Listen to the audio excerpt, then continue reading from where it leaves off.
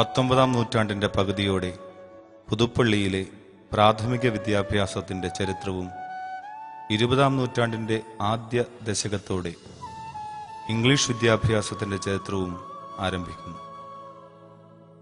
പ്രസ്തുത ചരിത്രം CMSൻ്റെയും ഇവിടുത്തെ CSI പള്ളിയുടെ ചരിത്രവുമായും ബന്ധപ്പെട്ടിരിക്കയാൽ ആദ്യം CMS ചരിത്രം അല്പം പ്രതിപാദിക്കുന്നത് ഉചിതമായിരിക്കുമെന്ന് കരുതുന്നു. 1816 തിരുവിതാംകൂറിൻ്റെ ആദ്യ മിഷണറിയായി റവറൻ തോമസ് നോർട്ടൺ ആലപ്പുഴയിലും മലയാളം അച്ചടിയുടെ ഉപജ്ഞാതാവ് കൂടിയായ റവറൻ ബെഞ്ചമിൻ ബെയ്ലി 1817 കോട്ടയത്തും എത്തിച്ചേർന്നു. അവരുടെ പ്രവർത്തനങ്ങളുടെ ഭാഗമായി പള്ളികളും പള്ളിക്കൂടങ്ങളും ചികിത്സാ കേന്ദ്രങ്ങളും സ്ഥാപിച്ചു തുടങ്ങി. മാവേലിക്കര കേന്ദ്രീകരിച്ച് പ്രവർത്തിച്ചിരുന്നത് മിഷണറി റവറൻ ജോസഫ് പീറ്റാണ്. അദ്ദേഹത്തിൻ്റെ ധീരോജ്വല പ്രവർത്തന ഫലമായാണ് പുതുപ്പള്ളിയിലും മാറ്റങ്ങളുടെ കാറ്റ് വീശി തുടങ്ങിയത്.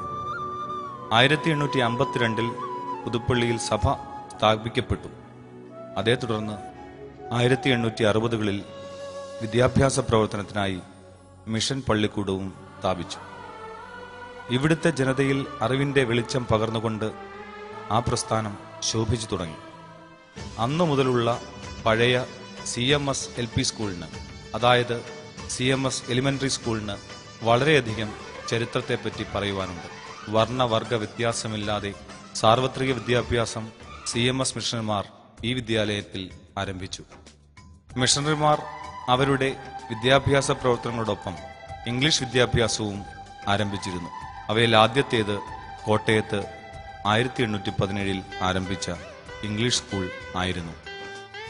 പിന്നീടത് ഗ്രാമർ സ്കൂളായും കോളേജ് ഹൈസ്കൂളായും ഇപ്പോഴത്തെ CMS കോളേജ് ഹയർ സെക്കൻഡറി സ്കൂളായും ഉയർത്തപ്പെട്ടു. പുതുപ്പള്ളിയിൽ ആരംഭിച്ച ഇംഗ്ലീഷ് വിദ്യാലയം ഇന്ന് ശതാബ്ദിയും ആഘോഷിച്ച് വീണ്ടും ചരിത്രത്തിൽ അതിൻ്റെ പ്രയാണം തുടരുകയാണ്. തിരുക്കൊച്ചി ആംഗ്ലിക്കൻ ഇടവക ബിഷപ്പ് CH ഗിൽ തിരുമേനിയുടെയും ഇടവപ്പട്ടക്കാരൻ റവറൻ TI ചെറിയാനച്ചൻ്റെയും കാലഘട്ടത്തിൽ 1906 പുതുപ്പള്ളിയിലെ ഇംഗ്ലീഷ് വിദ്യാഭ്യാസത്തിൻ്റെ പ്രാരംഭമായി പ്രൈമറി സ്കൂളിനോട് ചേർന്ന് ക്ലാസുകൾ ആരംഭിച്ചു. ക്രമേണ പുതിയ കെട്ടിടത്തിലേക്ക് ഇംഗ്ലീഷ് സ്കൂൾ മാറ്റിസ്ഥാപിച്ചു. എത്രയോ വിദ്യാർത്ഥികൾ ജീവിതത്തിൻ്റെ ഉയർന്ന മേഖലകളിലേക്ക് വളരുന്നതിന് ഈ വിദ്യാലയം കാരണമായിട്ടുണ്ട്. സമൂഹത്തിൻ്റെ ഒട്ടേറെ മേഖലകളിൽ നിർണായകമായ സ്വാധീനം ചെലുത്തുന്നതിന് ഈ വിദ്യാലയം മുൻകൈ എടുത്തിട്ടുണ്ട്.